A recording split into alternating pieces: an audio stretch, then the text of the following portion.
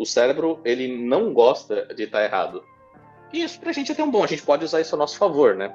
Até porque o medo e o erro, eles podem ser os nossos aliados, né?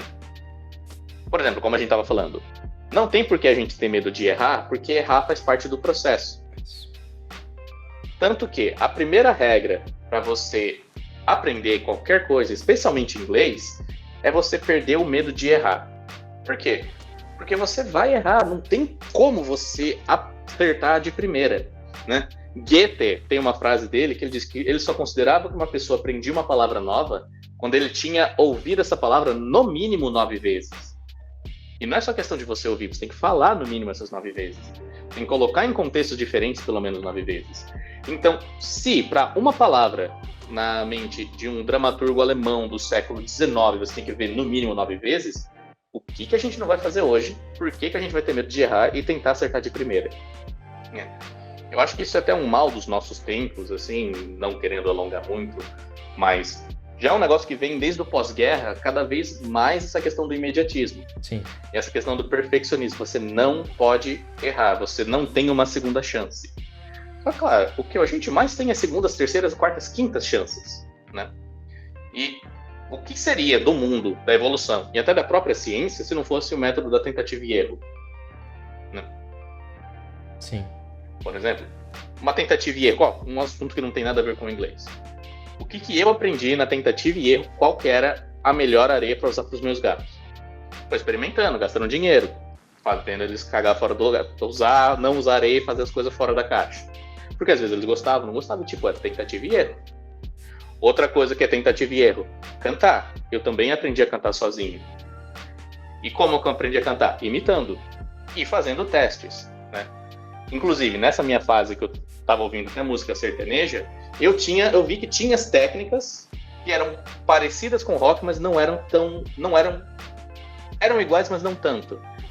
Por exemplo, o rock ele tem muito voz de cabeça e falsete. O sertanejo ele tem muito belting, que é uma técnica de canto clássico. Se você canta uma música sertaneja fazendo falsete, fica falso. Falsete, falso, tá? Literalmente. Se você canta um rock com a técnica do sertanejo, fica legal, porque é uma técnica mais técnica do que o falsete. E como que eu percebi isso? Fazendo teste. Eu tinha uma teoria, eu achava que todo mundo que cantava sertanejo cantava nasal, cantava meio fanho. Eu achei, eles fazem isso porque eles estão cantando em português, porque o português ele tem muita nasalidade. Aí eu fui vendo depois, não é porque é característico do belting e da voz de máscara.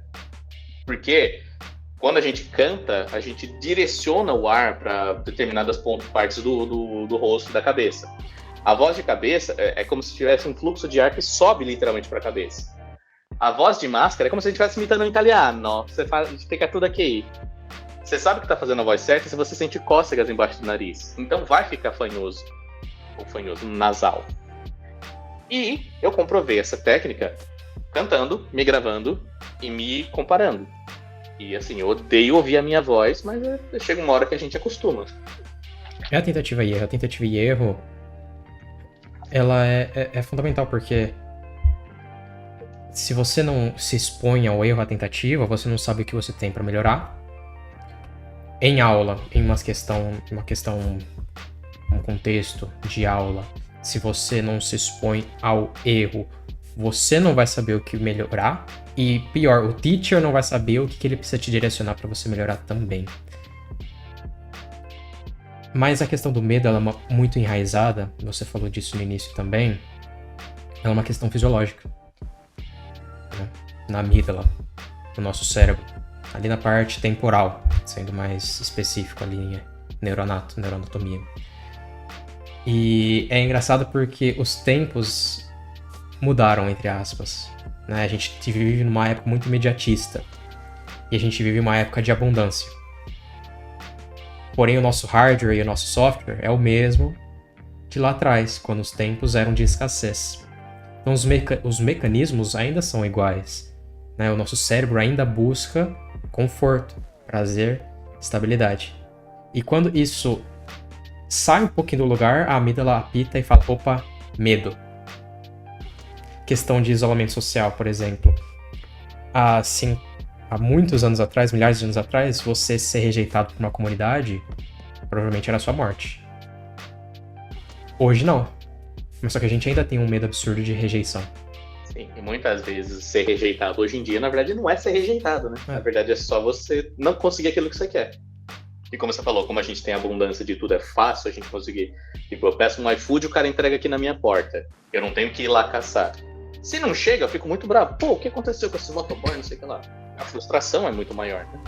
A gente pode usar essa reação, esse sentimento de pô, isso aqui tá errado, ao nosso favor. Porque, justamente por uma questão de sobrevivência, a gente é uma máquina de encontrar erro.